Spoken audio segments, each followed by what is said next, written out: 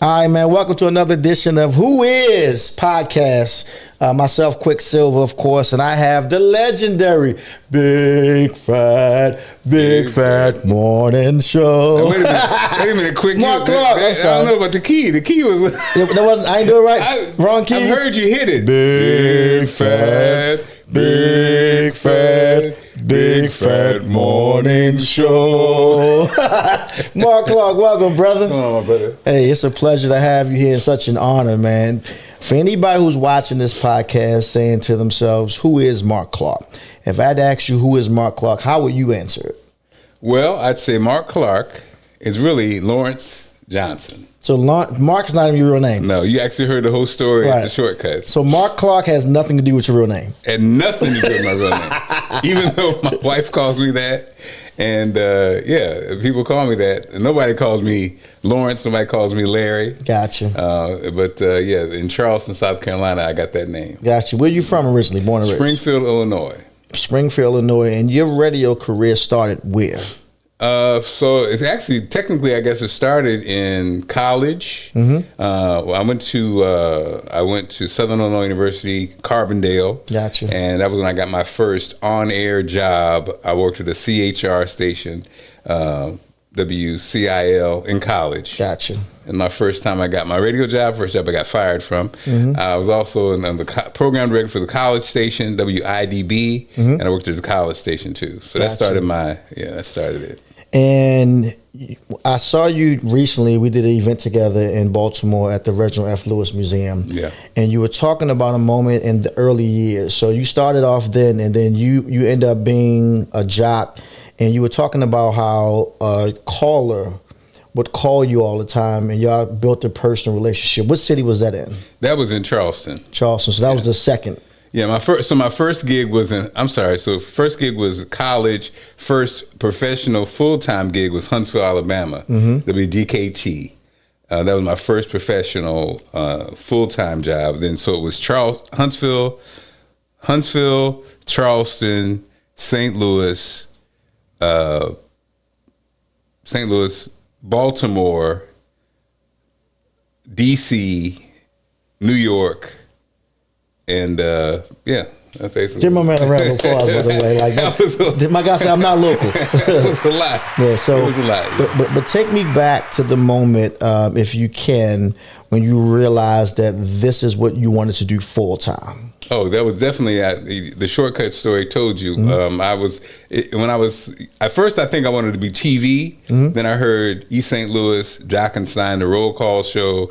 And honestly, what had happened was, mm-hmm. So I'm in college and I worked at the college radio station. I was the only brother that tried out for television news. So I come out of college with an air check, air check for radio and television. And to be honest, I did want a TV gig. And so when I came out, I went to my little Springfield, which is a small market, mm-hmm. and I brought my little tape and everything. And I did everything you could possibly do in college. And they were like, yeah, you need more experience. And I'm like, more experience? It's like market 200. Like what? Right. I did whatever they said you needed to do, mm-hmm. and radio was just easier to get into. Gotcha. And it used to drive me crazy when I started working in radio and I talked to the television person, and they'd be like, "Oh, I was doing makeup, and they just hired me." You're like, "Wow!" I was like, they just didn't like Mark. They didn't want to say it. But I mean, I love radio. Mm-hmm. I mean, radio is my first love, definitely. Mm-hmm. And that was it. But back to what we were saying as far as an incident that happened. If you can speak on, because I always say people in radio, a lot of times people don't realize it's theater of the mind. Yes. So a lot of times it's just us in that room, not realizing if we're talking to one person or 1 million people. You had a moment in your career in your early years where you had a young lady that became a big fan of yours, and y'all built a personal relationship, and then she went on to commit suicide? Well, she tried to. Yeah, listener. One of my listeners. What happened with that, if you can tell me? Yeah, so I was working in Charleston, had a listener, older listener, mm-hmm. but I was vibing. I was working on Saturday. She called me every Saturday. We got cool. Actually went to her house, had some wine. We sat on the porch and chopped it up. You went to your listener's house having wine. It's crazy, Mark. I know. It's crazy. It is really crazy. And so again, I told the story. Mm-hmm. I go into her house, when after I had to use the restroom, and she had all these little, all around the house. She had all these little God scripture she wrote out, which again, listeners may be, maybe a little bit, you never know. And so, and then I got a call one Saturday. She just called to say, I just called to say goodbye. And she obviously, her voice was messed up. And since I knew where she lived, I went over there. Actually, on the way, I had a cop follow me, and she had tried to commit suicide. Yeah. Wow. And actually, quick, I don't know, the part of the story is kind of, I was in my 20s. I feel kind of bad about it. I didn't follow up. She never called again. I never checked on her again. Wow. I just left it. I think I I think in my mind, I was like, that was pretty much, I did my part. I mean, what was her name? I don't even know. But whoever you are, and this is where at again? Charleston.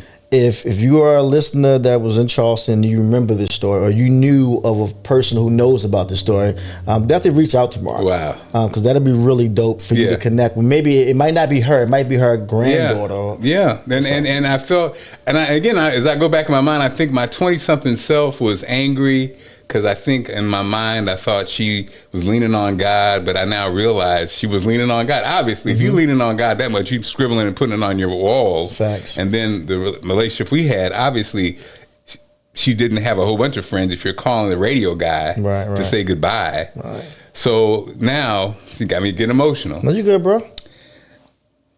Now I get it. People are suffering, and I think, again, that's what happens. Sometimes we judge them as opposed to help them. Facts. And I think again, that moment, after ambulance comes and stuff, I didn't want her to see me. I think I just was like, well, I did my part. But you're like, did you really do your part? I mean, I can see you getting emotional. I think that's the empathy that you have in your heart as a man. Because like you say, with our listeners, a lot of people don't realize we really build a connection. They become our family. They call you every night. You got the people, I told the story, but it's every DJ knows this, morning show especially. Night show especially, actually. Both. But the morning show, you have the regulars. We used to do the parody songs and things like that. People they liked them, they didn't like them. Yep. When the show changed, we'll get into that later on. But yeah, your listeners, man, and I think sadly things have changed a bit. But the thing that you see, Quick, is that the radio listeners, they never left. Right. Radio was the one that changed. Facts. The people were there. Yeah, and they're still there. Yep. But, I always think about that. I'm like, that's the thing that's so frustrating, is because they never got the whole story about why their favorite person is not there anymore, or this and that. Things change. They go. So fast forward, like I said, you've been in multiple markets. I see what you did, Oprah, trying to get me all emotional early. That's messed up. I got you, man. First question, really quick. Hey, quick Winfrey. My new name is Quick Winfrey. But seriously, so a lot of people, especially myself, I didn't know you the earlier years in your career. When I heard about Marc Clarke, I remember like it was yesterday. I'm listening to 92Q. I can't remember what year it was before you tell me, but I know it was in the early years, and all of a sudden you hear this guy, I forgot what you said, but it was like just so much energy. I'm like, who is this? Hey, this is Marc Clarke in the Big Phat Morning Show. Me, Mark, Troy, Marva. And I'm like, oh, man, I like this. And y'all had the Big Phat Morning Show. I can remember hearing that and being in my car, Big Phat. You had the whole church choir go from the alto to the soprano. What year did the Big Phat Morning Show come to Baltimore? 99. Wow. It came in 99, October of 1999, and we were there until 2008. So 9 years, almost 10 years. Take me back to day one when you had your first show in 1999. What was going through your mind when you realized you were moving to Baltimore? So the first show, the funny part was, the origin story, so I followed my wife out here. Alice Seymour was the news anchor in D.C. Shout out to Alice, by the way. She's super dope. She's amazing. And so I follow her out. I hit Russ Parr because Russ used to do bits for us when I was in St. Louis. That's my OG, by the way. Right, yeah. Russ, doing his show and doing bits for other people for free, Wow. And so I call him. I was like, hey, man, anything going on in Baltimore and anything in D.C.? And he said, yeah, they're trying to hire, they're looking for a morning show in Baltimore. So that was the connection. Russ was the connection. Hold on, man. Stop, pause. Give it up for Russ Parr, Russ man. Parr, shout out to Russ. Throwing you I call it the lifeline. And a lot of times people, they think people gatekeeping. That's the famous word right now. That's that word. That was a new word. That was invented. Right. No, people do gatekeep, but the Russ, and also shout out to Olivia Fox, who was my classmate at Southern Illinois University, Carbondale. Russ Olivia in the morning with Olivia Fox. Olivia, who definitely is the most talented person I met. She was the first person I met when I went to SIU Carbondale at the college radio station. I relieved her. She was the jock I relieved. Wow. And that's how we met, and we were friends throughout college, throughout life. She's amazingly talented. So actually, before, what had happened was give me the real story. So Ryan Cameron in Atlanta. That's my guy. OG, what up? So Ryan got hired, I guess, by Radio 1. And so I was supposed to, Ryan was in DC waiting out a non-compete. He had KISS. And when that ran out, I thought I was going to get that gig because George Cook was the program director. He was a program director I had in Charleston. Yeah. And so I was waiting. I got the contract, $80,000. This was before I went to. I was in whatever city I was in. $80,000. That's big money. That was big money, baby. And then Olivia was the one that called me and was like, "Yo, your boy just got blown out." I was like, "Your boy?" Like my mind. Right. When you said, and in your mind, you're like, you trying to think of anybody but this opportunity. And so she said, "Yeah, George got blown out." So that went down. So the irony was Olivia. They paired Olivia with Russ because Russ was obviously a superstar, but in Dallas, I think. Yeah. They put them together, had an amazing show. Yeah. And so when I got hired for Baltimore, me and Troy worked together in St. Louis, and we did those parody songs. Troy was the best production guy I'd ever known. Was he the producer of the Big Phat Morning Show? He wasn't. He was just the co-host. Co-host. Gotcha. But he happened to be one of the best production guys in the industry. That's why our songs were dope. Our songs were like for real, legendary, right? And so I'm like, okay. So me and Troy had this bond. And then they tried to team us with Howard G. I never knew that. Comedian Howard G. So comedian Howard G. When I came in audition, they had Howard G and his sister. It was a whole. They had plans. That's the Kiss My Bumper guy. Yeah. Well, that's crazy because I know him as Kiss My Bumper. Just kiss it. Just kiss it. And so, but so me and Troy, and then someone recommended Marva. They said Marva's from Baltimore at the time. I think she was in North Carolina, and so someone recommended her. So that was the boom. Me, Troy, Marva. That's how we came. So. We come to town.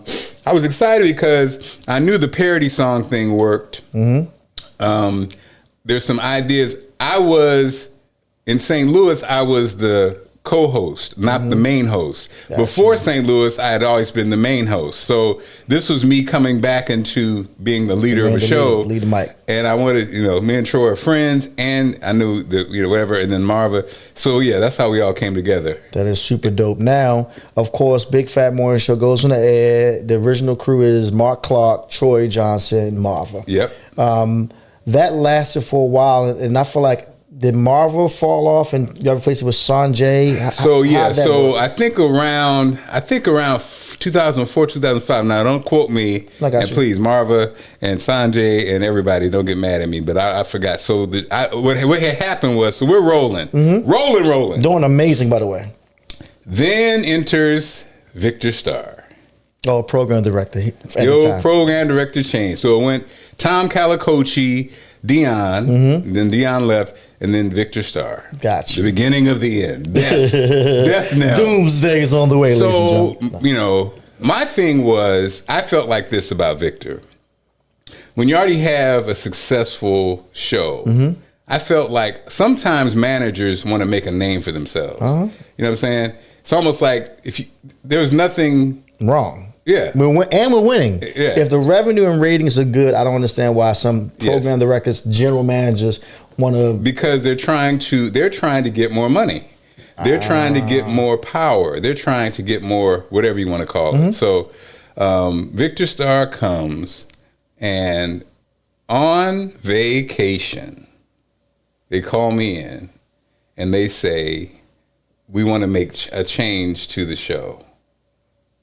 And you're like, first of all, the change, it doesn't even make sense, because what numbers are y'all talking about? What are you talking about? That famous thing is research. The research shows, right? I hate that word, but first of all, but I say it grinds my gears when a program. It's bullshit. It's bullshit. Wait a minute, and it happened. It happened at the station one time. They did internal. I'm not going to name names because that would be petty. And I do the people and the persons involved. They have striving careers, and I'm not going to put them on the spot. But I knew, because I was like, who? They're doing their research says so-and-so. Right. Who? What research? Right. What's the name of the research? Who's the research? Come to find out, it was 3 people that worked there. And then come to find out, and they were like, personal. It was personal. Personal. So-and-so ain't nice. So-and-so's this. So anyway, I never believed in research. So they want to make changes. And I think, to be honest, they wanted to. It's always money. It's always money. Anyway, they basically, Marva. Marva was the first one to go. And then did they replace her? Did somebody come after that? Yes, with Sanjay. With Sanjay. Gotcha. Right? So Sanjay enters the picture, and then they eventually did Troy. They eventually moved Troy out. So I don't remember this. So that's why you just remind me. So Marva gets clipped. They replace her with Sanjay. Then Troy got clipped. It was time to re-up, and they did they said they want to get rid of Troy. And here's your new contract. Here's your new contract. Yes.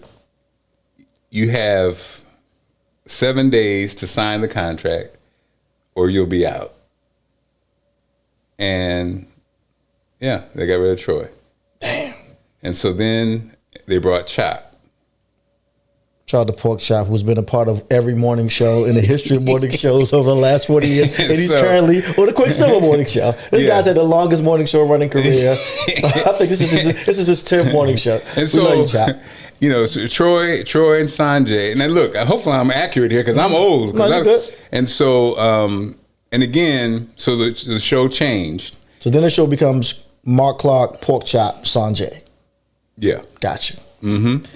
And it was me and Sanjay Sanjay and Troy for a minute. I can't remember how long. Then it was me, Sanjay, and Chop. Mm-hmm. And then this is the controversial part. They used to have a Radio 1 retreat or whatever. All the morning shows would go. Mm-hmm. Right? Victor goes, this year we're going to have Pork Chop and Little Mo go and broadcast from there. Pork Chop and Little Mo from X1057? Yes. My calls? Yes. And Mo was a morning show. I think after that was over. Yeah. So, or either after it was over or before. I can't even remember. I think it was after. Gotcha. Because we were on the air, so probably after. We were only on the air 2002. Yeah. So this is after 2000. So Mo, we've been gone X157 so it's like, by then. Okay, now the morning show broadcast from there. Mm-hmm. You're gonna have Pork Chop. Oh, you know what? I think I'm no. So I think this is when it was me, Troy, and Sanjay. Gotcha. So this is when that happened. Me, Troy, and Sanjay are the morning show. Gotcha. And then they say, we're going to have Pork Chop and Little Mo be there. So we're like, but we're broadcasting, the morning show's broadcasting live. They're going to toss to us? That doesn't really they're not the morning show. That's when you got to start reading the room. Well, so then the funniest part was, so then why? So when you're doing a remote, you could hear the people in queue. Mm-hmm. So we're in the station, and we hear, and you hear Little Mo and Pork Chop. We hear Chop tell Victor, They looked at Poe and Mo. Poe and Mo. We checked on the billboards. Now, first of all, I was like, you hear this? So they're at the retreat talking about Poe and Mo morning show. And we can hear the cue. But I don't think they knew that y'all could hear them. Hey, yo, shout out to Pork Chop and Lil Mo. Give them a round of applause So then, for dropping the ball. They don't even realize they're dropping the ball. But then, it gets even crazier. So I think it's now, so then Victor wrote an email to Mary Catherine Sneed that I won't say who. Somebody sent it. So I'm holding in my hand an email, a copy of an email that Victor sent to Mary Catherine Sneed for permission to get rid of the Big Phat Morning Show. Oh, wow. And Mary Catherine, for people who don't know, was who? She's a national programmer. Gotcha. Over national programming. Gotcha. So I had an email that basically said, so I had to look at Victor every day. And so I would say, hey, man, the streets are saying y'all trying to get rid of us. No, they're not. No, we're not. I have not knowing you have the proof.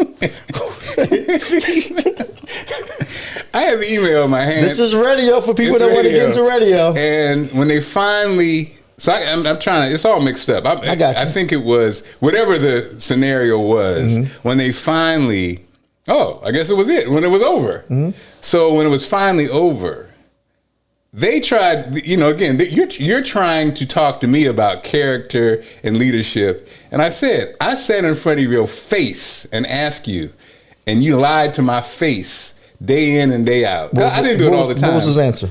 They were like, there's no answer. They start stuttering. When they start stuttering. Yeah. And so when I'm trying to think, I know what it was. So the last day.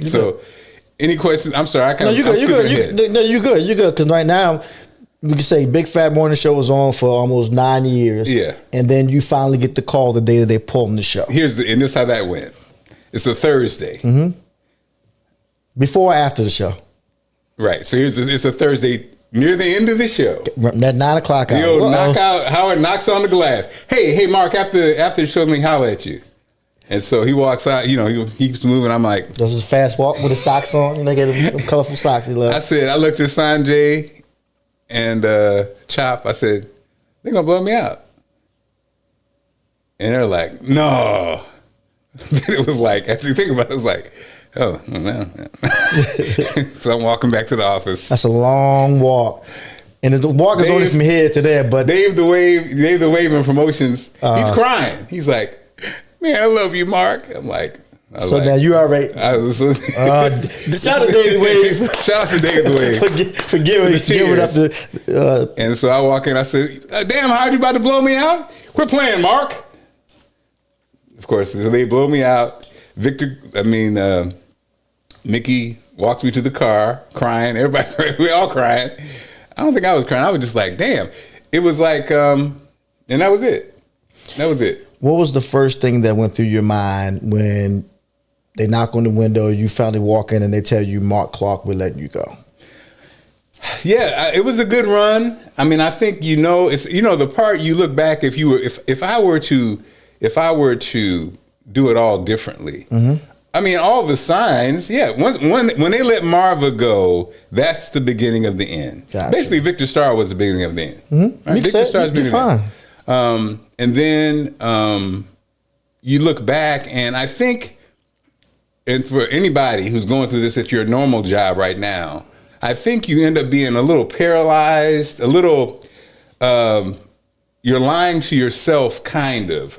I don't think, so in other words, I don't think I was lying to myself from a standpoint I didn't think was going to happen. I think I felt a little, you feel like paralyzed, well, what am I going to do? Yeah. I think the thing about radio is it is so specific that I think the set of skill sets you have, it's kind of like non-transferable directly. Gotcha. But I mean, you are a great communicator. You have great connections. So the thing I tell you this all the time, I love about you guys, DJs, you guys are entrepreneurial first. Yeah. You guys are thinking about that first. I think my generation, especially in radio, because radio used to be like that. You might be the morning man, but you also worked at the furniture store. Like it was like right. it wasn't. You weren't making multiple streams of income. Yeah, multiple streams of income. Right before that term even was out. But I think my generation, thanks to Tom Joyner, thanks to these DJs, we got the kind of salaries that we didn't have to have another job. And it kind of worked against you because it kind of made you kind of like spoiled. And not like I could have had a DJ service. Still could have. I should have done that. I had the mayor, the governor in every week. I never asked for. I never set up a nonprofit. All these things, grants, all the stuff you can do that you're doing. Hey, what are you talking about, Mark? You know what I'm saying? I'm joking. You know what I mean? It's like just I wasn't thinking. I was just like I just wanted to do a great radio show, and which is not a bad thing. But I realized doing a great radio show and always needing somebody else's platform versus. Imagine if I was when you're a great comedian or a great DJ or a great speaker, you put that money into yourself. Facts. And so you put it into yourself in radio, but you also always needed the platform. Big facts. And I think, and I look back, that's the only thing I regret, you know. Before we move forward, you just tuning into Who Is. We're talking, of course, to Marc Clarke. Before we go past you know, getting let go from 92Q, during your years there, you were there during a lot of pivotal moments in radio. First moment I definitely want to touch on, when you were doing morning show, K Swift, rest in peace to K Swift. She was the night show at the time when you were morning show, correct? Well, you know, Swift actually, she was, but she also mixed with us.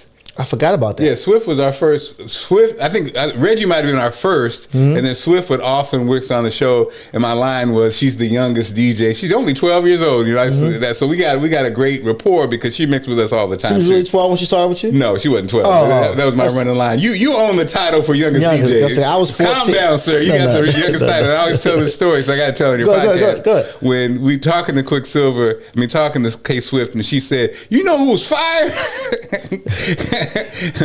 Quicksilva, when he was 14, he was a beast. Right. And I was just like, you know, coming from Springfield and whatever, I'd be like, 14? That's rather young to be in the club. I was in the Club Indigo every Saturday at 14 years old. Crazy. Which is crazy. Also, and illegal, by the way. And what came up also was, I remember there was a conversation when they were like, do you think Quicksilva could be an on-air personality?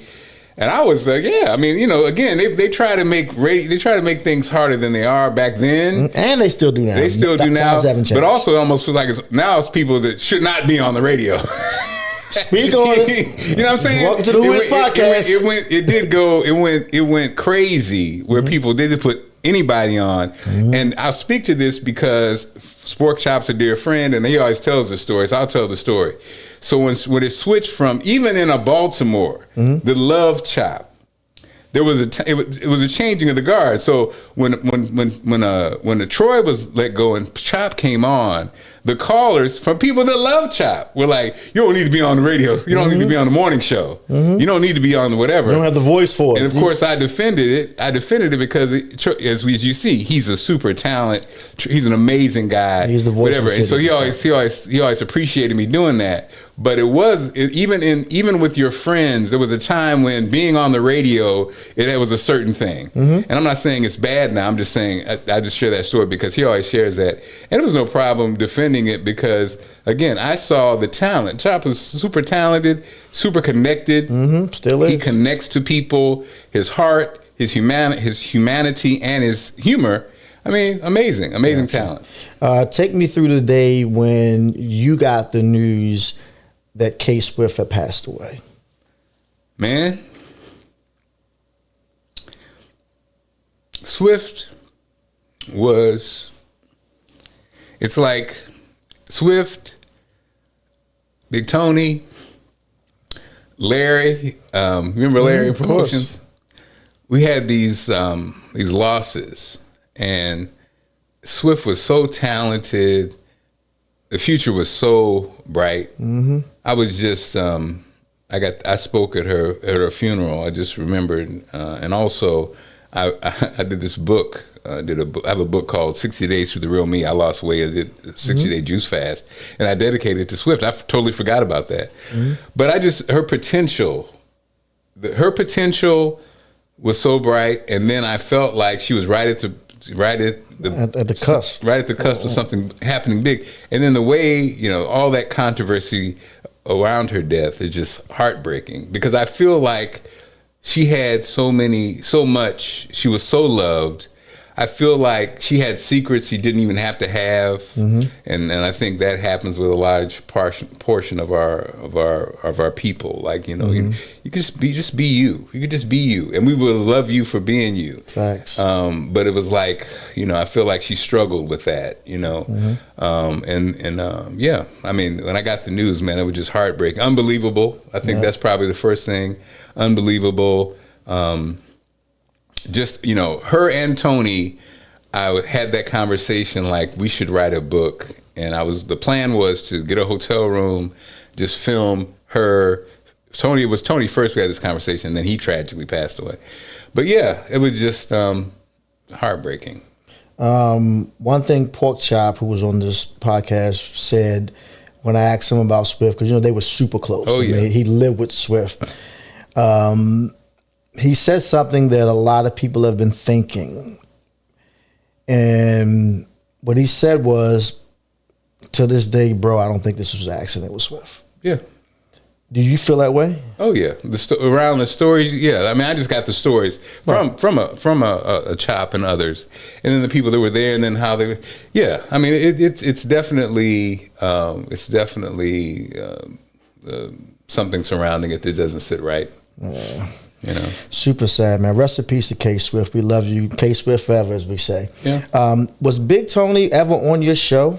Because I know Big Tony was on mornings at one point. No, he was never on our show as a regular. Gotcha. He was just somebody, you know. Like, I always so Tony, man. Whew, that book, mm-hmm. that play. Can you imagine a Big Tony play?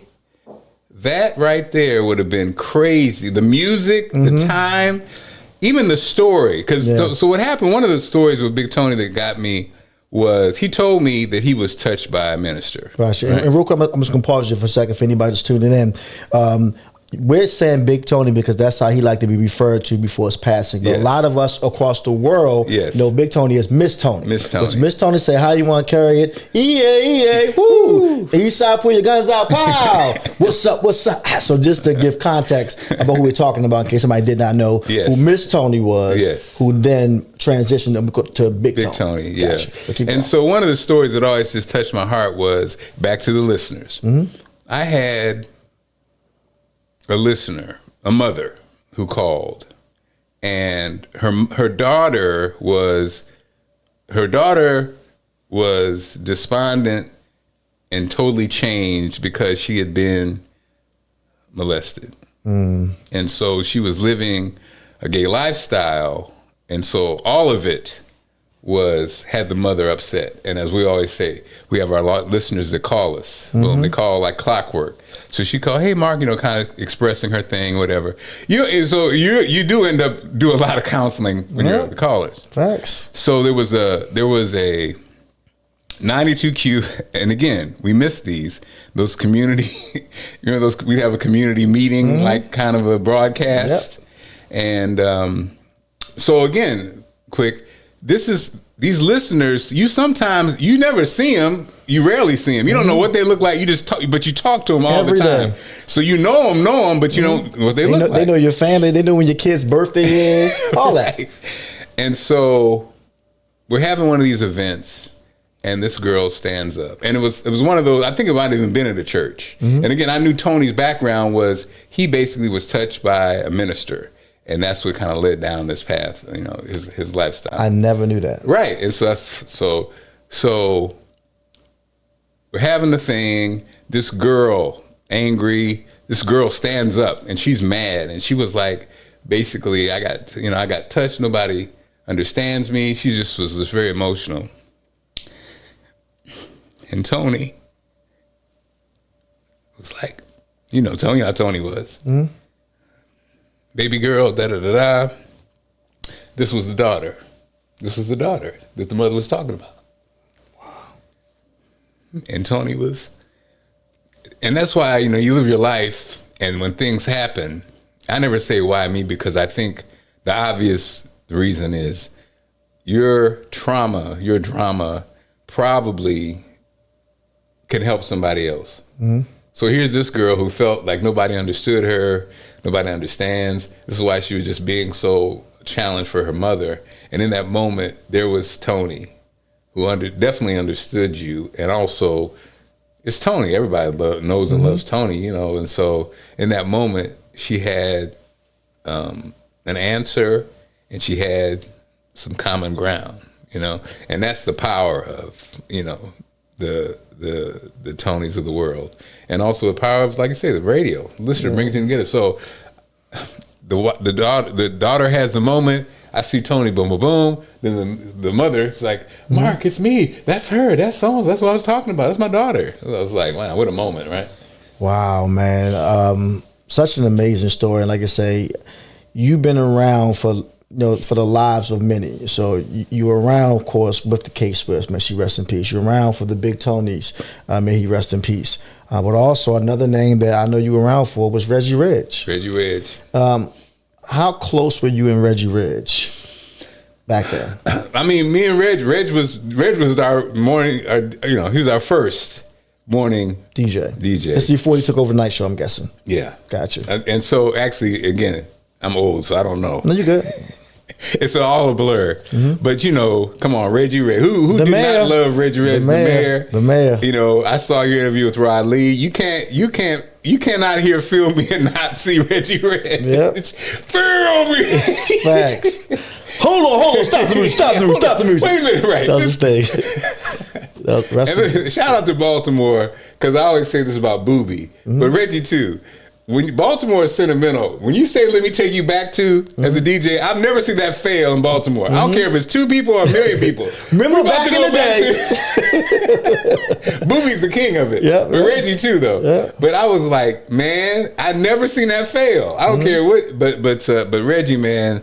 I mean, I love Reggie. I was concerned as a fellow big guy. I was concerned. I get it. See, DJs, you guys are out late night. It's a very unhealthy lifestyle. Chicken box half and half. I was in that loop. I was in that same loop. Not sleeping, drinking, partying, smoking weed, and into your. It's one thing when you're 25. It's another thing when you're 45. It's deadly when you're 55, and then. But yeah, so Reg, man, I mean, our holiday broadcast from Reggie's home. Jazzy, his daughter, grew up on the radio. This is my daddy, Reggie Reg. What up, Jazzy? And I mean, just miss him. You know, I just miss him. I mean, how close was I? I wasn't super close to Reg. You know, I was surface close. Right. But I think it's almost like, you know, that fraternity that we're in, the brotherhood and radio. Yeah, we love each other and we care about each other. I wasn't over Reggie's house like that, but you know what I'm saying. But so, of course, as we mentioned, just kind of bouncing around right now. The last day happens now. All the radio stuff in Baltimore with Marc Clarke has happened. You've been a part of the morning show. We watched the morning show shift. We've lost legends. Then you get the call that you're being taken off the air, and they took you off the air and they replaced you with the Ricky Smiley morning show. Yeah. What went through your head the first time you found out that that's why you've been replaced for a syndicated show? Well, I mean, you know, again, it's almost like we knew it was happening, you know what I mean? And again, looking back, I wasn't shocked by it. I wasn't surprised by it.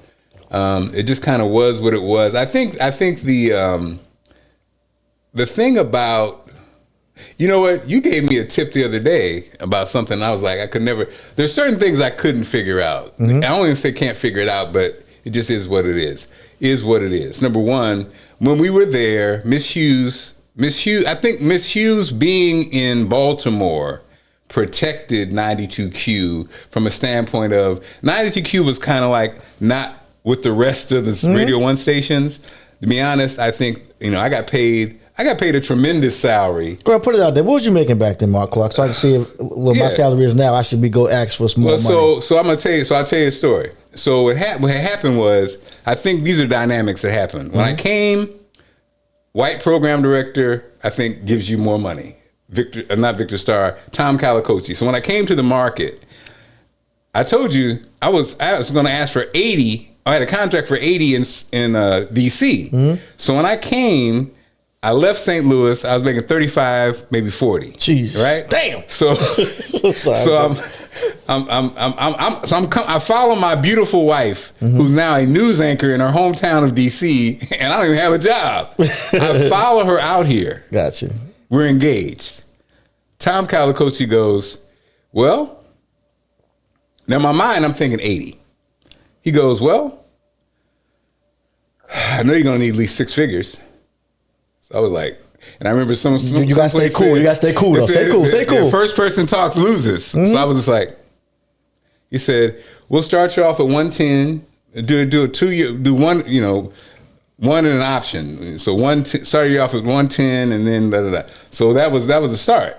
So I was already like, and bonuses. We were number 1 in every demo. Right. I got paid bonuses in every demo. So you down to 200,000 easily. Almost. Yeah, almost 200, right? So then that's the first 2 years. So then everybody, you need to get an agent, you need to get an agent. People always say get an agent, but so I randomly, New York, Beanstalk, I randomly call this agency, guy picks up, George picks up, now he's my agent. Now this was the moment that was like unbelievable. So he's in New York, on the phone. They'd offer me like 3% increase, right? And he was like, no, we ain't doing that. And they were like, well, George, we're just trying to understand. You rejected our offer, and you're in New York. You don't know how Baltimore works. He's like, oh, I know how Baltimore works because I represent. I don't know if you remember Rouse and Company. Of course, Rouse and Company was. And he was like, and the Big Phat Morning Show beats Rouse and Company. He makes $300,000 a year. So we're trying to understand why you lowballed my client. I was on the phone. I was like, in my mind, I was like, this is unbelievable. He never quit. He never told me that he represented. He never told me any of this. This all came out during that negotiation. The general manager walks out. She walks out. She storms out of the building. So that got me to like 190 base plus the bonuses. Jesus. So you know what I'm saying? There's people that don't make that today. It's crazy. And that was the whole 20 thing plus years ago with the Radio 1 thing. And the craziest part was I remember I'm making way more than anybody, especially Radio 1 doesn't pay like that. And I remember one time I had a conversation and I was trying to make more. And she said, you need to own your own radio station. But anyway, yeah, man. So yeah, the highest was 190 plus bonuses. So probably around 300. Over $250,000. Oh, easily. Yeah. Let me hold something, Mark. Let me hold something. No, I didn't tell him. I conversation with you a couple years ago. I know what you're doing. But yeah. So that was the money piece. What was the question? No. You afterwards. Yeah, afterwards. Oh, so imagine though. So that was in 2008. I made 300,000 plus. In 2009, I made $25,000. Jesus Christ! And your wife ain't leave you, man. Wait a minute, and let me tell you something about wives and people. Right? My own mother. So I lose my $300,000 job. Hurting. My wife. My own mother. I'm an only child. Gotcha. Girl, you better than me. What? Goddamn it, J.O.B. If you want to be with me, nothing's going on but the rent. I was like, shut up. And then the craziest part was Alice hates this story because one of her friends, somehow I was on Alice's phone. Girl, you better than me. I was like, what is going on? They are trying to tell her, leave this man. Girl, you broke. And I'm like, do you know how crazy those conversations are when you're going through this as a family? But my wife, Lord Jesus. So look right and talk to her. My wife is something special. I'm going to tell you this. Quick, you were just at this. We just did a shortcut. We did a shortcuts in Baltimore storytelling. At Lewis Museum. At the Lewis Museum. This is my wife. So my wife, just that week, was, she's had it up to here, she's had it up. She had it up to here, quick. I mean, the finances is just, come on. You know how you don't know how that goes. I know, man. I've been broke. Whatever. But she was like at her wit's end. And when you have no counter, I had no counter. You just listen. You just like, yep. Right. That's all I got. The performance, right? Which I did rock, by the way. You killed it. Right. And you ain't right. You killed it. She was like, you got more time. I realized with all this talent, You could just stay at home. Wow. She was joking. Right. But you know what I mean? A lot of truth in joke, Mark. That's her personality.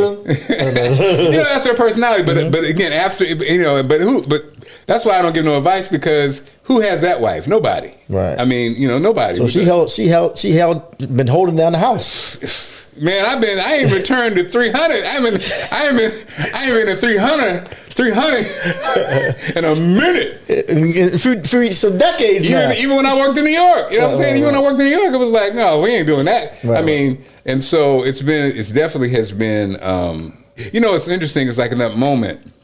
And then I had the club too now. Mm-hmm. Let me shout out Conan too, because Conan, Conan has a reputation. I think sometimes people be like, well, Conan this, Conan that. But what Conan did, talk about brotherhood, when we did Silver Shadows, Conan made me a partner.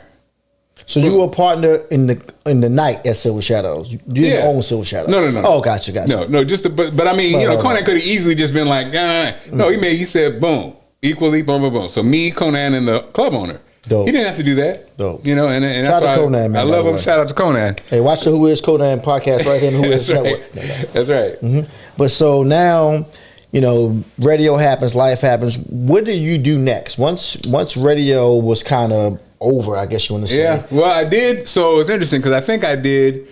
Me and Troy, we blogged at the Baltimore Sun for a minute. We, so since then, it's been a mixture of things. I blogged for a minute. I worked part-time at WHUR in D.C. I worked at EAA on the morning show. I did afternoons at WHUR with my wife, which that was a great experience. So the Alpine hotel. Yeah. Well, Alpine was not a friend of ours. Yeah. Really? Yeah. It was weird. He left Baltimore, went there, and I thought it would be cool, but Al was not. We did not vibe. We did not. He did not look out for us. He wasn't. So that wasn't his idea to have you and Allison on air. No. It was Sean's, the general manager. Gotcha. And that was disappointing. I think the thing that's interesting about life, and I'll say this to young people, radio, having disappointments later in your career sucks. Wow. I was almost like, when I look back, I was almost like, what do you call it? Everybody had their stories, but I think what I did quick was, since I was in so young, all of the BS stuff happened early on when I was working for free or working for 14.5 or, gotcha. But it was all I had. So I loved it because I was like, so then from that Huntsville gig to everywhere else, my salary just increased every year, like big leaps and bounds. It was like, boom, 14, 30, 45, 100, So then to be in your 50s, like, so when me and Allison landed at HUR, okay, let me see. Help me figure this out quick. I got you.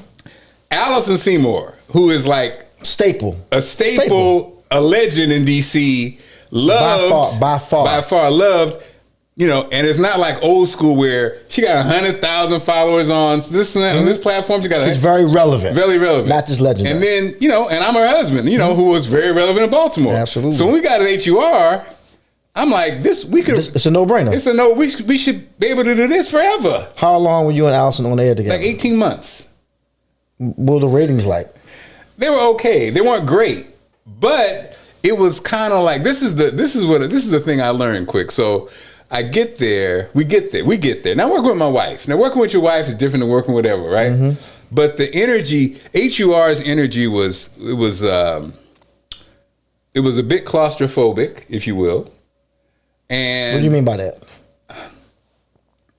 So I'm used to, I'm Marc Clarke. I'm used to having number one shows and whatever. Well, I got you. So let's see what you guys want to do. So they wanted to see what the afternoon show is going to look like. Let's get some ideas. Let me air check you. Yeah, let's air check. Let's do air check you before it even started. They want to do a fake air check before, which I had never really done that before. So they have us come in. So first we had a meeting, and they wanted us to. So I said entertainment report, the Mambo sauce. You know, have they all, okay, put all these ideas together. Lay it all out. So we come on to do this fake air check, you know? WHUR, yeah, this is the Mambo sauce, Allison and Mark.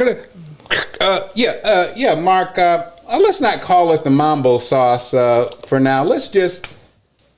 DC is the home of Mambo sauce, the way Baltimore's home of Old Bay. But also, we just laid all this out yesterday. Why are we not... Okay. Gotcha. Next thing. Hey, yeah, guys, let's... So that's how nitpicking. So it was like, so then, yeah. So it was just like, yeah. And so the show never really was. The rhythm. And I will take one of the things I will take quick, and I'll remind people, just stand on yourself. Don't ever second guess. Because I've worked there before. I knew they were very critical, and I always ran my board. Same here. I let them run the board.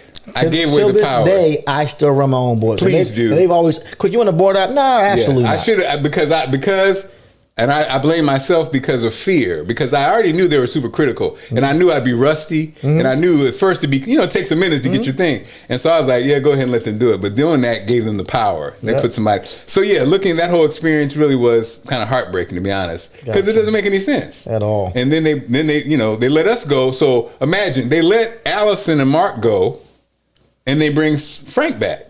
Frank Ski, by the way, if you don't know what it is. I love Frank. Frank's he was still in Atlanta. So then you let a local show go and bring back Frank, and he stayed in Atlanta. Right, and he did a virtual show. I know his show didn't last that long either. Right, he did a virtual show, and they paid him more. So it was like, wow, like, okay. And so that was, I think probably psychologically, that was weird. Right. And then you said something the other day. I never could understand. I thought, okay, when I was gone from 92Q, PGC needed a morning show. Different people they never called me. They never inquired. And I was like, that's interesting. But then when you hear it, you reminded me that Thea was at X. Thea Mitch was at X 157. So I was like, yeah, Thea was at X, and Jay was never a fan. Jay Stevens? Yeah. Never a fan of Mark? No. That's crazy to hear this. He was never a fan. He was interesting. He was weird. How do you know he wasn't a fan of you? He was weird. Jay, when he worked at Radio 1, like you said, when they came over, I'm giving, now this is just opinion. This is a fact. So I think white programmers have a tendency to, it's weird. On one hand, they respect the talent. On another level, it's different. So like Jay did not get along with, I knew Jay did not get along with Donnie Simpson. But when Jay talked to me, he'd say stuff like how Donnie is a superstar. But she is. Right? The OG. This is my take. My take is this. I think a Jay Stevens of the world looked at Marc Clarke, this fat guy who was married to fine-ass Allison Seymour, and I think it never added up to him. I think he looked at it like, I don't get it. You know what I mean? He would have got it if I was, because, a Donnie, a Quick, a lot of the personalities that got the gold and the shine and this and that look the part. Gotcha. But I think it was like, because when he talked to me about programming, this is what he'd say. What's really working for Russ is I'm having him give the weather. You drove all the way to Baltimore to tell me this. To tell me the magic trick to be number one is giving the weather, and also talking about what Donnie's wearing. What's going on here? And then the other thing he did that, again, I'm a radio nerd. I'm a programming radio love it nerd, and this way they try to pin on us. Yes, you're number one, but Afternoons is outperforming you. Conan's outperforming you.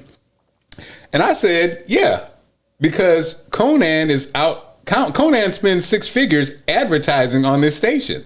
Conan is promoting and marketing himself better than you guys are promoting and marketing us. And so that's number one. And number two, we if you want to increase cume, then you got to do outdoor advertising. So billboards, bus boards, whatever. So in other words, the people who listen to listening habits in Baltimore, they listen to what they listen to. The only way to increase your cume is to bring new people in. Absolutely. Oh, and in front of everybody. Oh, so Marc Clarke wants billboards. That's what. Oh, Marc Clarke wants billboards. Yes. Yeah. But that was the dynamic. So that's what I'm saying. So wow. yeah, they never contacted me that's ever, crazy. and I was like, that's probably it. One thing you just touched on was your weight. Do you feel like the Big Phat Morning Show was called the Big Phat Morning Show for a reason? Yeah.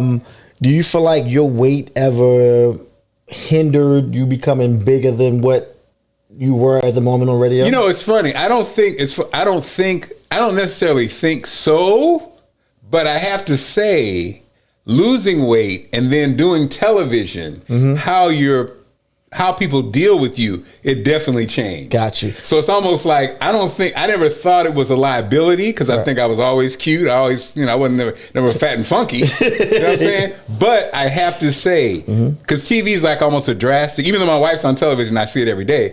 I have to be honest and say yes, because people, the way they deal with me, even like me wearing a suit changes everything. It does. People are like, random people. Sir, I just want to say you look amazing. What's going on here? Right. But I think here I come with a hoodie on.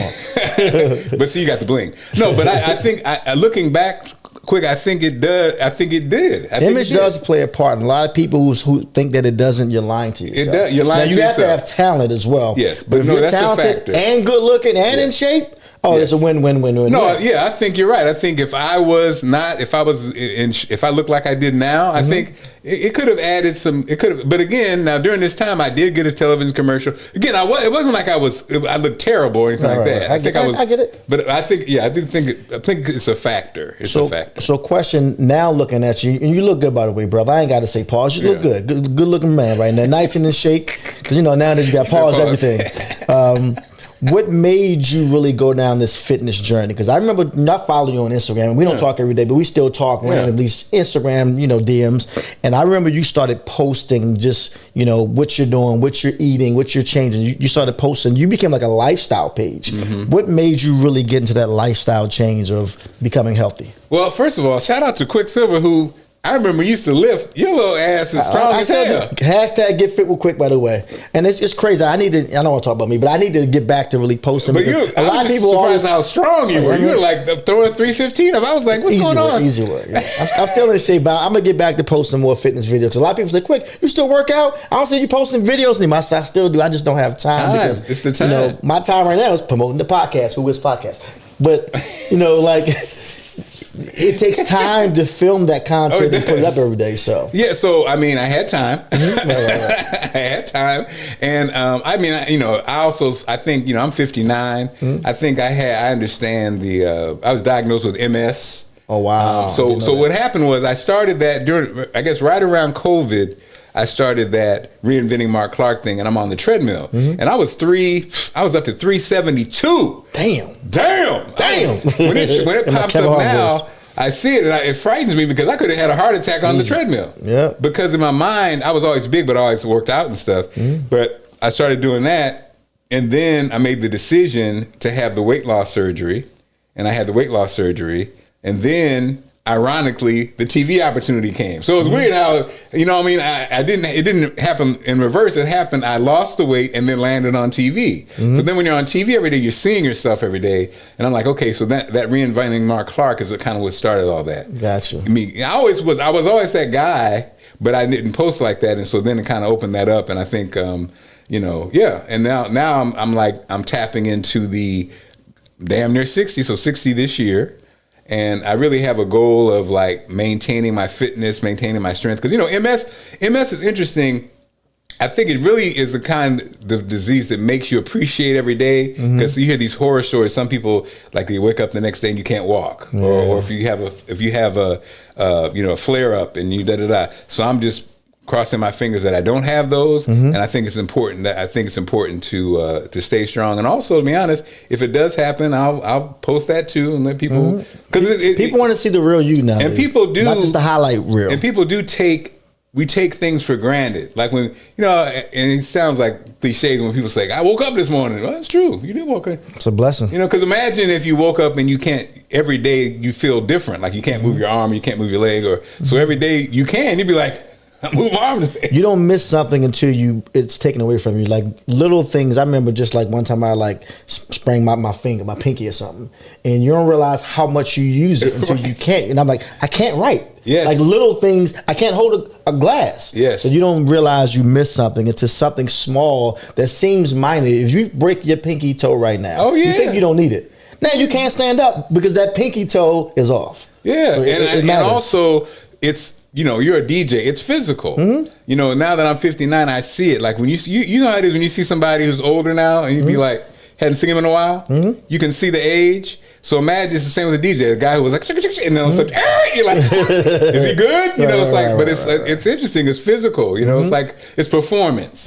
Performance is physical. Now, of course, if you're just tuning in, we're talking to Marc Clarke, the legendary Marc Clarke. I'm putting legendary in front of your name because you're well trained. You deserve it. This is radio. This is radio. He's letting the listeners know who just tuned in what's going on. I'm repurposing. Well played. Well played. Thank you, sir. Thank you. Give me a round of applause. Yeah. Also, repurposing. I see what you're doing. Yeah. So. By the way, you go from radio, you go to your fitness journey, and like you said, you land on TV. Be More Lifestyle. Yeah, correct. Be More Lifestyle. Yeah. I don't know. You want to Be More Lifestyle, and I will come on there with you. Shout out to Lady T, and I would always be there. And then one day I come, Marc Clarke's gone. One day he's not there anymore. What happened with you and Be More Lifestyle? Because I have no idea. Yeah, I mean it was 2 years, and it was 2 years. It was good. It was good. It was interesting because I got so much exposure. I did Be More Lifestyle, but I also was on the morning show every morning. Right. So the exposure was crazy. The money was not. But again, you take it was 70. Right. It was 70. And they wanted me to sell Be More Lifestyle. I think what happened was that was the issue. They wanted me to sell Be More Lifestyle. You mean sell like ads? It's a sell, yeah. It's a sales show, really. Be More Lifestyle is a sales show. Got you. And you know how when people try to browbeat you to do something, and I think the 70 was if I did say they could justify the 70 plus if I sold the extra I would make. But it's almost like if we got Marc Clarke, who knows all these people. The other thing, they saw me. I knew everybody that came in. I mean, most of the clients, I knew them. And so it's almost like, why isn't he? And finally I had to tell him, I'm not going to sell it because, and I said it to the general manager, and looking back, probably shouldn't have. I said, my reputation in Baltimore is here. And Fox 45 and Sinclair is here. It is. And so me selling it actually could hurt my brand. And again, that was the, when keeping it real goes too far. Keeping it real goes wrong, they say. Right. He let you go same day? No. No, not the same day. No, right. No, it wasn't the same day, but I think the ink with the room started shifting. You could tell. Energy's I'm not different. They're not writing me in the teleprompter as much anymore. Every day you get one less line, and you're like, yep, people out. Now you start packing my shit. So what happens when they let you go? How'd you get that call? Like, no, it wasn't. We're not going to renew you. Yeah. Got you. It was, and so it was. And there's a couple other things there that I can't talk about, but yeah, cool. Kind of like that was it. So, gotcha. So grand opening, grand closing. So now what? You've done radio, you've done TV. What is Marc Clarke doing now on a day-to-day basis? So now it's a good news show with Marc Clarke. Marc Clarke Media. We talk off the air. We're talking about media, and like you said, media is doing what media does. And now I have this show that goes on. It's on Channel 2 right now. Nice. On Saturdays at 11:30, sometimes 12. Because the NBA season it gets preempted, but basically WMAR on Saturdays and now Sundays at midnight. Nice. The Good News Show with Marc Clarke, and then we have a couple of streaming things we're trying to put together. I really just want to grow the media company, and also the good news is I have this relationship with Baltimore and the business owners. You know, we've been rocking for a year now, so we put businesses and companies on for free, really just to get exposure. But now, now we're coming around to pick up a few dollars. You know, I always felt like radio could do that too. Like, allow these businesses, give them a little something, and then, let them. That's not happening already. Right. I can tell you. Right. But you know what I mean? I always felt like because they need the advertising, they need the access. But when you make it just so hard, I think now let's keep it real. Some businesses probably don't need to be in business. I hate to say that. That's right. But if you can't afford to advertise, if you can't afford to buy advertising, you probably shouldn't be in business, especially now, because how are people going to hear about your business? How are people going to come check you out if they don't know you exist? Facts. But these are things that, again, it's taken me all these years to figure out, though, because we see businesses, we think they're doing well, but you start to realize they're not, because again, they don't have the basic business principles. Just because you've even been in business for 10 years don't mean you're running a good business. Big facts. As a man, how long have you been married now to Allison? 25. As a man who's been married for 25 years in this business, because people always ask me this question, how is it being married in this entertainment field where it's so many roller coasters of ups and downs? Because at the end of the day, let's be honest, I'm old school as well, and I feel like you're a man's man. And as a man, we're taught to protect and provide, and we're taught certain things on how you have to be as a man. But in this business, sometimes your wife becomes the provider, or whatever may happen. Yeah. How have you maintained such a healthy? Because from outside looking in, I know all marriages have problems. I know your marriage isn't perfect, like mine isn't, and nobody's is, and that's not my business. But from the outside looking in, you seem to still have something with Allison.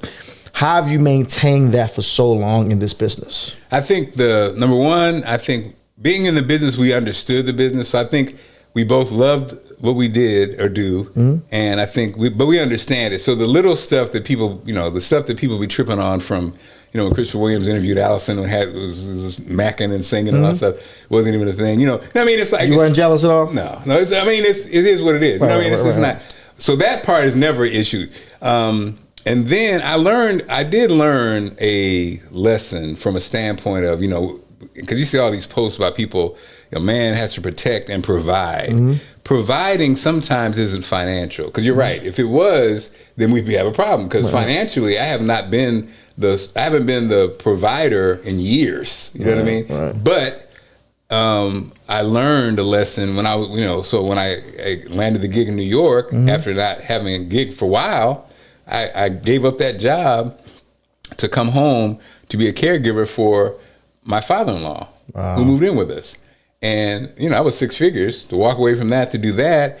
But quick, I saw what it did to the family and the daughters, like my kids, the way they look at my dad taking care of my grandfather, my wife, And I think these things that don't get talked about, that was big. And I remember a record rep, him. You want to throw him under the bus from the podcast? Yeah, let's throw him under the bus. Lou. Oh, yeah. And Lou's New York through and through. Yeah. And you don't take anything. You know how he is. Of course. So I was saying, man, I'm gonna have to go home, because my dad, he said, man, fuck them kids. That sounds about right. And so, of course, throw this away for your wife and kids. Yeah, okay. Stupid. So Allison, of course, to this day, don't like him. But I was like, actually, that actually is a phrase, right? That's the thing. It I was is. like, FTK to call it. FTK. But you like, yeah, I gotta, because again, some people don't understand that, and then having wives that understand. Like I said, my wife is just different though. She had. I always say that my wife, the way she loved her father, allows her to love me and believe in me. And even believe in me. Like when you think about it, some women, if you ain't bringing the money, don't believe in you. Facts. Because that is what it's society based on. Teaches shit. But it's deeper than that. Like I said, my wife seeing me perform the other day made her say, yeah, he could be doing this over here, but with that talent, I need him to do this. You killed it, by the way. I want him to be fulfilled. It's important for me that he's fulfilled. Who does that when they're carrying a load? That's a lot. That's Facts. A special person. So that's why I don't give a lot of advice out, but I will say marry the right person. Big fact. So that's and make sure y'all are friends. Right. Make sure you're friends, right? Because you're absolutely right. And I do notice though, some people don't have friendships with opposite sex. It's either sex or whatever. They don't really have friendships. Gotcha. I know you have a lot, a lot of female. I know you always had you and Swift. I mean, that's your sister though, really. But you know what I mean. And that's the same thing with me. I have a lot of. So with my wife, she's definitely It's like, and now this older thing, I get it. Growing older, I see it. Like when my wife was the first time the nurse on the phone with this MS thing, it was so interesting, quick, because I thought to myself, so my wife was a daddy's girl. And had an amazing, like the most brilliant guy I know. He's a minister, the most perfect guy I know. And what I was proud of, quick, is I think some guys get they try to compete when there's no competition at all. That's her daddy. You're not gonna win, right? And so I thank God, quick, that I never got into that. And then even the thing, like when Dad was alive, I knew how much she loved him. And she protected him, and I was I never got into the she protects him more than me. Right. Because man, I never saw it on my side until that first call with the MS. The nurse, wow, she turned into a doggone. She was more aggressive than me. I was like looking at her, and I was thinking to myself, wow, so she's just a mama bear protecting her cubs and her big cub. You got a good one, man. You definitely got a good wife. I've worked with your wife in past and stuff. We don't have a personal relationship like me and you, but it's always genuine love with her, man. I can see you don't meet a lot of people in this business that are genuinely there for you, not for Marc Clarke, right? Not for Quicksilva, right? Or what we can do for you, or what comes with being our wives. Yes. When you find somebody that genuinely cares about you, loves you, and is happy just to be around you, you gotta lock it down, fellas, because it's far few in between in funny. This industry. I followed her here. I followed Allison. So I'm from Little Springfield, from the hood. Single mom. So DC. We pull up off 16th Street. Oh man, it's beautiful homes. Allison's parents, drop top, Saab, Huxtable house. Yeah. I was like, what the hell? I been walking through. No job, no car. Wow. So Allison's like, you can just use my dad's car. Use my dad's car. Right. I was like, use your dad's car. I said, I'm on no car. And so sure enough, when I'm heading to getting this job, Dad, James Earl Jones voice, beloved, before you go, let's pray. I'm in his Volvo driving to the thing. He's like, beloved, he does a whole prayer. You got this. Da-da-da.